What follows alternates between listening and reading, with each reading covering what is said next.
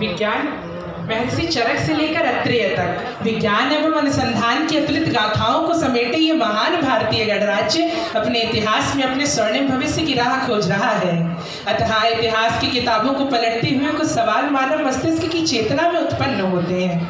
जैसे 13वीं शताब्दी में जब यूरोप प्लेग नामक महामारी से करा रहा था, उस दौर में भारतीय समाज को स्वस्थ रखने वाला विज्ञान कौन सा रहा होगा। जिस दौर में हारे हुए सिकंदर ने मरे हुए सैनिकों की लाशें सिंधु किनारे फेंकवा दी थी, उस दौर में पौरव राष्ट्र में महामारी को फैलने से रोकने वाली विधा कौन सी रही होगी।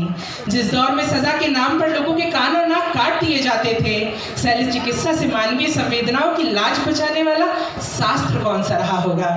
हाँ आदरणीय, मैं और किसी की नहीं, पराशर अग्निमेष और सुश्रुत की परंपराओं से निकले आयुर्वेद की बात कर रहा हूँ।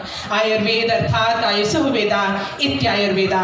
आयुर्वेद की इस लंबी पौराणिक यात्रा पर इकबाल का ये शेर सटीक मालूम होता है कि कुछ बात तो है जो हस्ती मिटती नहीं हमारी, सदियों रहा है दुश्मन दौरे जहां हमारा। आदरणीय, मेरे दैनिक जीवन में आयुर्वेद की उपयोगिता की बात की जाए तो ये वक्तव्य अंतहीन हो सकता है।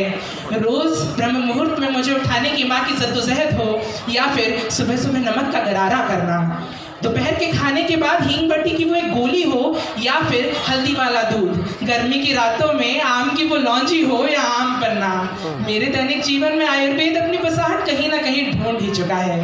बाबा का केवल नीम की दातून से मंजन करना बचपन में मुझे नीम के पेड़ पर जुल्म मालूम होता था, परंतु आज जाकर जाना है कि ये कितना अवैज्ञानिक था। बचपन में पेट का दर्द होने पर नानी का ज़बरदस्ती अजवाइन खिला देना हो, या दीदी का एलोवेरा का लेप अपने चेहरे पर लगाना, चाचा की शादी में चाचा को हल्दी के रंग से रंग दिए जाना हो, या बाबा का मधुमेह के लिए गिलोय का रस लेना, दादी का अपने घुटनों के दर्द को अंडी के पत्तों से ठीक कर लेना हो, या माँ का अपने खाने में साबुत खड़े मसाले डालना।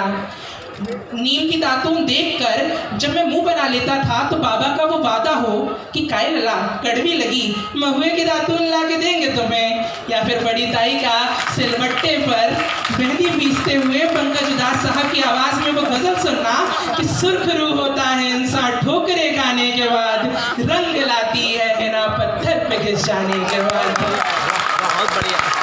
गृह विज्ञान से पढ़ी मेरी माँ से हल्दी के फायदों के बारे में एक लंबा लेक्चर सुनना हो, या फिर कोरोना काल में पूरे मोहल्ले का मेरे ही घर के गिलोय के पेड़ पर निर्भर होना। आयुर्वेद मेरे जीवन की आधारशिला है। बाबा तो अब इस दुनिया